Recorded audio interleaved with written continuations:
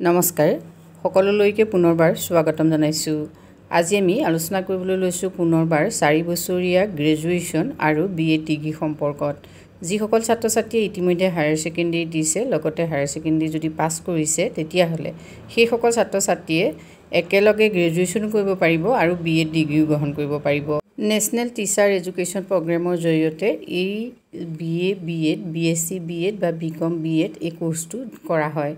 বিশেষকৈ এনইপি অহাৰ পাছত যোৱা বছৰৰ পৰা মানে 2024 চনৰ পৰা নতুনকৈ বিএ বিএড আৰু বিএসসি বিএড বা বিকম বিএড এই কোৰ্সটো আৰম্ভ হৈছে।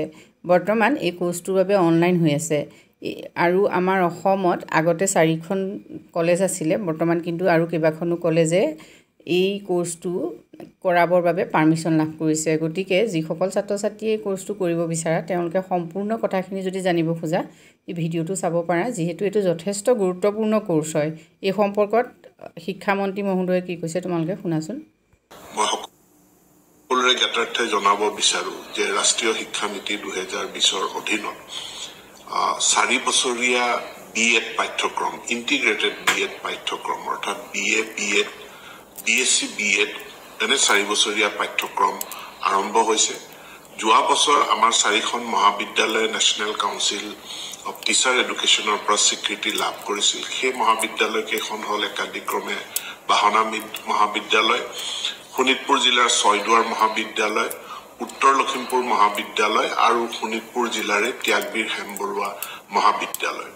এটো সুখৰ কথা, এইবাৰ আৰু 5খন মহাবিদ্যালয়ে এনসিটিৰ পৰা ইতিমধ্যে স্বীকৃতি লাভ কৰিছে 4 বছৰীয়া ইন্টিগ্ৰেটেড বিএড কোৰ্স পৰিচালনা কৰাৰ কাৰণে।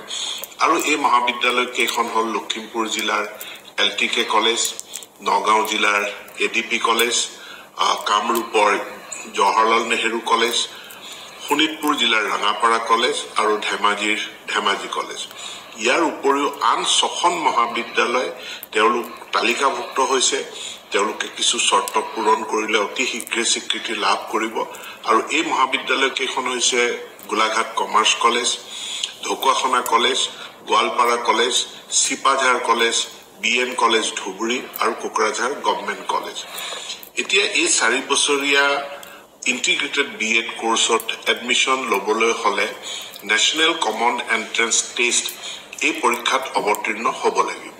যেনেকৈ ইঞ্জিনিয়াৰিঙৰ কাৰণে JEE বা মেডিকেলত এডমিশনৰ কাৰণে আমি নিটৰ পৰীক্ষা দিব লাগে, ঠিক একে ধৰণে এই 4 ইয়াৰ ইন্টিগ্ৰেটেড বিএড কোৰ্সৰ কাৰণেও নেশনেল কমন এন্ট্ৰেন্স টেষ্ট যি টেষ্ট নেশনেল টেষ্টিং এজেন্সিয়ে পাতিব সেই পৰীক্ষাত অৱতীৰ্ণ হ'ব লাগিব। ইয়াৰ কাৰণে আবেদন পত্ৰৰ প্ৰক্ৰিয়া আৰম্ভ হৈছে যোৱা 20 ফেব্ৰুৱাৰীত আৰু অহা 16 মাৰ্চত ইয়াৰ অন্তিমটো দিন বা লাষ্ট ডেট এপ্লিকেশন কৰাৰ কাৰণে। এতেকে যিসকল দ্বাদশ শ্ৰেণী উত্তীৰ্ণ ছাত্ৰ-ছাত্ৰীয়ে তেওঁলোকে এই 4 বছৰীয়া ইন্টিগ্ৰেটেড বিএড কোৰ্সত অধ্যয়ন কৰিব বিচাৰে তেওঁলোকক অহা 16 মাৰ্চৰ ভিতৰত মই আবেদন কৰিবৰ কাৰণে অনুৰোধ জনাইছো। পৰীক্ষা অনুষ্ঠিত হ'ব 29 এপ্ৰিল 2025। গতিকে এই পৰীক্ষাত উত্তীৰ্ণ হোৱাৰ পাছতহে কাউন্সেলিঙৰ জৰিয়তে ছাত্ৰ-ছাত্ৰীসকলে তেওঁলোকে আমাৰ যি ইতিমধ্যে প্ৰায় 10খন কলেজে স্বীকৃতি লাভ কৰিছে আৰু আমাৰ যি 6খন কলেজ তালিকাভুক্ত হৈ আছে এই কলেজসমূহত নিজৰ আসন বাছি লৈ তেওঁলোকে পঢ়িব পাৰিব। পোনপটীয়াকৈ এই নেশনেল কমন এন্ট্ৰেন্স টেষ্ট পৰীক্ষাত অৱতীৰ্ণ নোহোৱাকে কোনেও পোনপটীয়াকে কলেজত নাম ভৰ্তি কৰিব নোৱাৰে 4 ইয়াৰ ইন্টিগ্ৰেটেড ডিগ্ৰী কোৰ্সত।